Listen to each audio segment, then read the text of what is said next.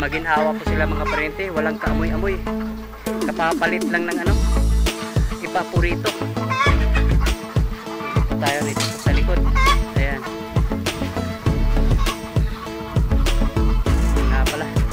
Ang dami po mga paryente ang sabi nung ano, yung taga-pamahala po rito, nagbawas po daw sila dito ng ano, yung mga matatanda na at nilagay nila po doon sa range area. Ino-obserbahan po nila mga paryente kasi yung hinala po nila kaya sobrang baba ng ating ano, ayun po ating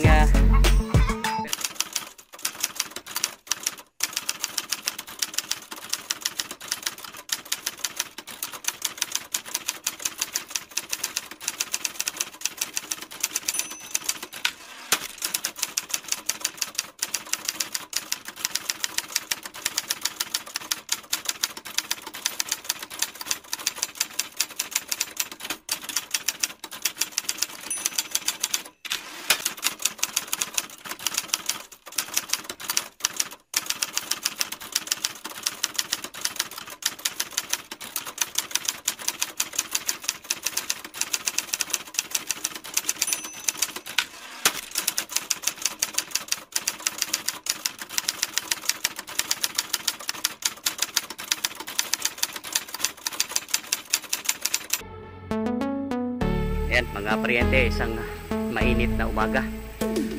Dito tayo ngayon sa ating area kung saan tayo po ay magtatanim po ng ating second cropping po ng talong. Ayan, naumpisahan ng mga paryente. Ito na nga, nakabuo na po sila ng isang plot. Hindi matapos-tapos gawa nung panay ulan po mga paryente, kaya hindi ho magagalaw po itong lupa kasi pag basa po kasi yung lupa, hindi po siya dumidikit po kasi sa ating ano, rotivator, kaya hindi po ito magagalaw. Sana po itong init na ito tuloy-tuloy na po ito mga paryente. Ayan, at dito naman sa ating bandang kanan, ito po yung lupa na tamnan po natin ng ano, ampalaya. Pangatlong cropping po nating ampalaya. Dapat sana po itong ating ampalaya naano na po ito, umpisa na po sana itong gumagapang para tuloy-tuloy po yung ating supply. Hindi maihabol mga paryente kasi yun na nga, medyo kapos po tayo sa tao, tapos inuulan pa tayo lagi, kaya hindi ho magtutuloy-tuloy po yung atong ano po rito ginagawa. Yan, ito na nga pala yung po ating okra.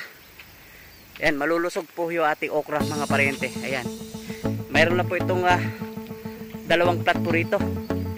Hindi ito ano, yung tubo po nito hindi ho magkakapareho kasi nahuli po itong isang plat na ito. Pero ganoon pa man, humahabol po ito mga paryente. Ayan, ito na nga pala yung ating ano, siling panigang. At yung susunod po nito, doon po natin banda, mayroon na po tayong inahahanda na lupa para po nung ano, kasunod po nitong ating siling panigang. At diretso po tayo sa ating ano, dalawang plat na talong. Dito po yung ating ano, ang ganda po ng ating talong mga paryente. Dito banda po mayroon na po tayong ano, dalawang plat po rito.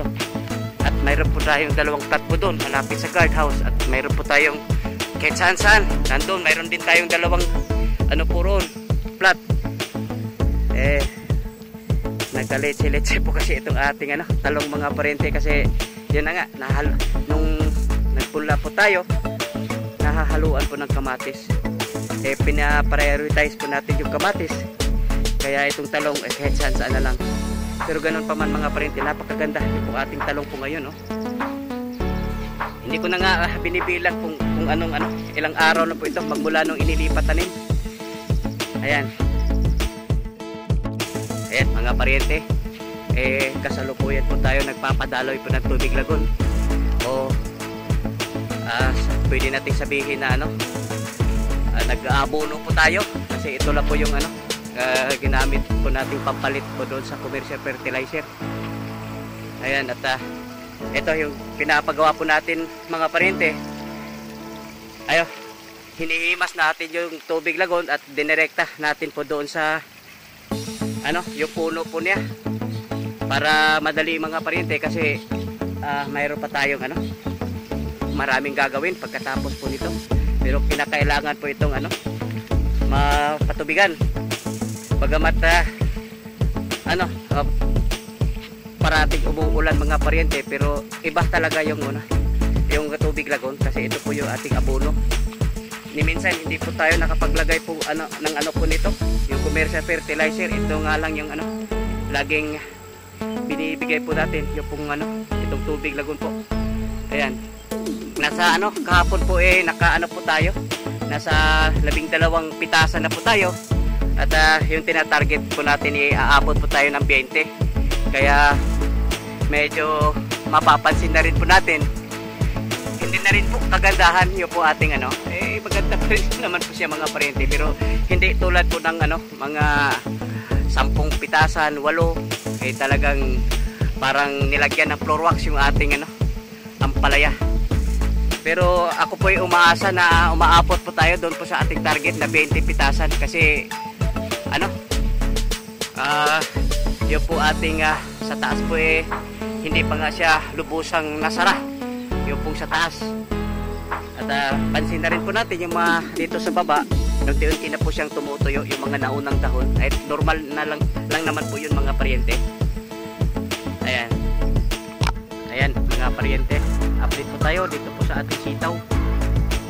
Yung pinakaunang nakatanim po rito sa area na to mga paryente, ito po yan dati po dating ampalaya, yung first cropping po ng ating ampalaya.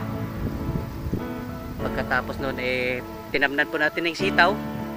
At ngayon pagkatapos po ng sitaw, tinamnan uli po natin sitaw mga paryente. Yan kumbaga ito po yung pangalawang cropping na po ng sitaw. Ang dami pong sumisibol mga paryente, halos wala po bakante sa bawat butas po niya. Bali dapat sana po ito yung 4 na tudling, pero mukhang 3 na po yata yung natamnan ko nila. Dito po sitaw pa rin po mga paryente. Ayan, sitaw, pangalawang tudling, pangatlo. Mas maganda na po ito mga paryente, kasi dikit-dikit na po siya. Kasi nung nasundan po nito, sitaw pa rin, pero malayo yung pagitan po nila gawa nung nung nagpunla po noon, nandun pa yung mga puno po ng ampalaya.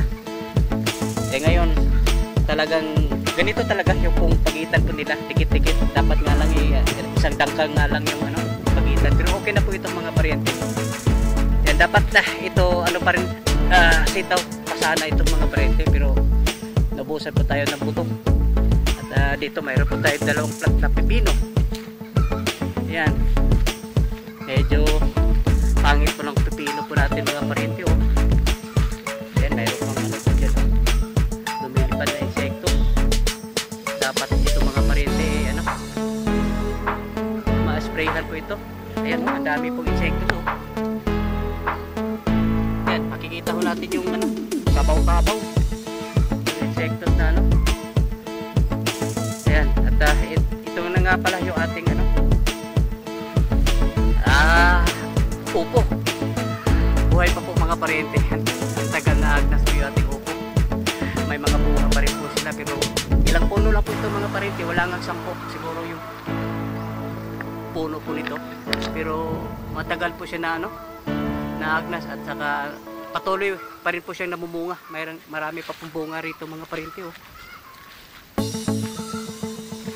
Ayan hindi kinaya ng ating yung gapangan dito sa taas, kasi mabigat po kasi itong upo. Ayan. At ito po yung atong yung pipino. Ito po yung Japanese cucumber mga paryente. Mukha yatang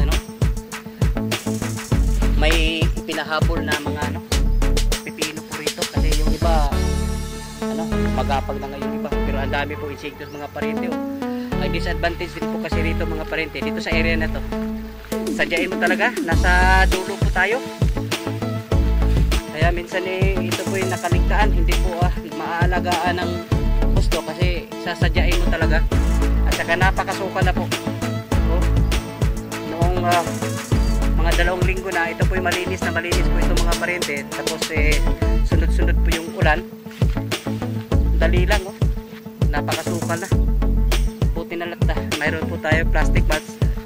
Kaya hindi po yung malapit sa puno, hindi po natutubuan po ng damo. Ayan. Ayan mga paryente, update po tayo dito po sa ating kalamansi. At nung nakarang linggo mga paryente, nakikita ho natin na wala pa pong gaanong yung damo. 1 linggo lang po, kita na mo tayo abalis. Ang bilis tumutubo po yung damo at mabuti na lang. Nalagyan na po natin ng plastic mask dito sa pinakapuno po niya. Yung pong damo, hindi po makakatubo po rito. Ang hirap po kasi nung araw mga paryente kasi lalo na yung baging mga paryente, kumakapit yun. Umaakyat po rito, kumakapit dito po sa kalamansi. Ang hirap linisin. Kaya buti na tulungan po tayo doon po sa 3 kasamahan po natin sa construction. Sana natapos po itong paglalagay po ng plastic mask kasi hindi po lahat nalagyan po ng plastic mask mga paryente. Marami pa po doon na hindi pa nalagyan. Sana natapos po nila pero sige, di bale hahabulin na lang natin paglagay po nito pag medyo yung mga kasamahan po natin nababakante na. Ayan. Yan mga paryente, update po tayo dito po sa ating 5 buwang gulang na talong. Yan, sa ngayon po pinapapruningan po natin, pinalinis natin po yung nasa ilalim para maaliwalas po siya at saka sana gaganda itong mga dahon kasi yung pong nutrients po makonsentrate na lang doon sa natitirang mga sanga. Hindi katulad nung dati punong-puno po sa dahon. Yung sa bandang baba hindi naman hindi naman namumulaklak po yun. Kaya maasa po tayo na gaganda po itong dahon po niya at saka lalaki. Kasi yung bunga po ng ating mga paryente, itong talong na to. Siyempre sa katandaan po niya, pumapangit na at saka umiiksi. Hindi na umahaba po yung bunga po niya. Kaya ito po yung ginagawa po natin para yung po nutrients concentrated, makapag-concentrate doon po sa natitirang dahon at sanga. Ayan, sa ngayon po ito pa muna po yung napruningan po nila. Nasa dulo po sila mga paryente. Yan pong gagawin nila ngayong pong araw. May 2 katao po tayo dyan na nagpo-pruning. Yan, at sisilipin na rin po natin yung po ating punlang talong ay sumisibol na po mga isang na po ito. Mag-1 linggo po ngayong araw. Yan yung pong ating talong po yung variety po nito Calixto pa rin mga paryente. Yan, Calixto F1. Yan, ito na nga po yung ating 1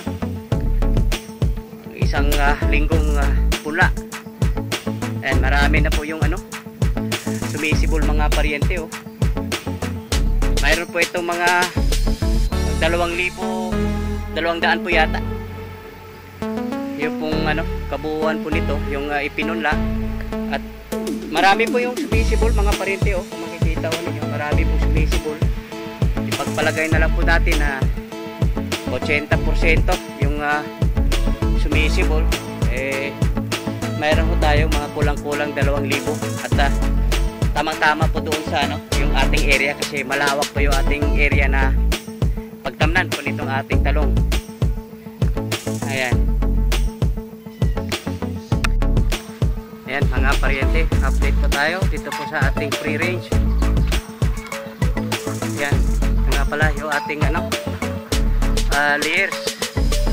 Mukhang maaliwalas tingnan mga paryente. Mukhang kapapalit lang yata ng yung pong ipa. Ayan medyo maginhawa po sila mga paryente, walang kaamoy-amoy. Kapapalit lang ng ipa po rito. Dito tayo rito sa likod. Ayan. Nga pala. Ang dami po mga paryente ang sabi nung ano, yung tagapamahala po rito, nagbawas po daw sila dito ng ano, yung mga matatanda na, at nilagay nila po doon sa range area. Inoobserbahan po nila mga paryente kasi yung hinala po nila, kaya sobrang baba ng ating ano, ayo po ating percentage po ng ating itlog. Yung production po nating itlog, ano lang yata, nasa 46 lang yata tayo percent. Kaya yung po mga matatanda, nilipat po daw nila doon po, nilagay po nila sa range area, tapos inoobserbahan. 2 araw na po doon daw, pero walang ano, walang itlog sila nakikita doon. Mamaya pupuntahan po natin mga paryente. Ayan. Ayan mga paryente. Umuulan talaga, oh. Napakaputik po rito. Pero mayroon na po tayong footpath na ano, para po rito. Hindi po nga lang nakuha doon po sa kabilang farm. Ganito po siya kaputik mga paryente pag umuulan. Ayan, oh. Napakaputik. Ito, nalinis na pala nila yung 2 ponds po natin. Kasi yun na nga, ang dami daw ano, palaka. Kaya inalis nila yung lahat na tubig at ngayon ay pinalitan. At yan, tuloy-tuloy po daw yung harvest po nila dito po sa ating ano, asola po mga paryente. Yan, doon banda, oh. Berdeng-berde. Kasi ano, nalagyan po ng abono at saka bagong tubig. Ayan. So, dito po nilagay raw nila yung ano, yung pong galing sa layers. Silipin pa natin kasi ano, 2 araw na po mula nung inilipat nila yung ibang layers. Wala po raw sila nakikitang ano, hindi po raw nangingitlog. Maaaring ito po yung ano, dahilan kung bakit ano, mababa yung ating ano, production po ng ating layers.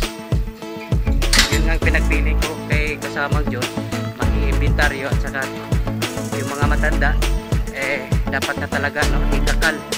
Ito nga pala, dito po nila nilipat yung pong ano, ito po yung mga dati galing po sa ating layers mga paryente. At ino-obserbahan po nila 2 araw na daw, wala pong ano, wala po sila nakikita ng itlog. Ayan,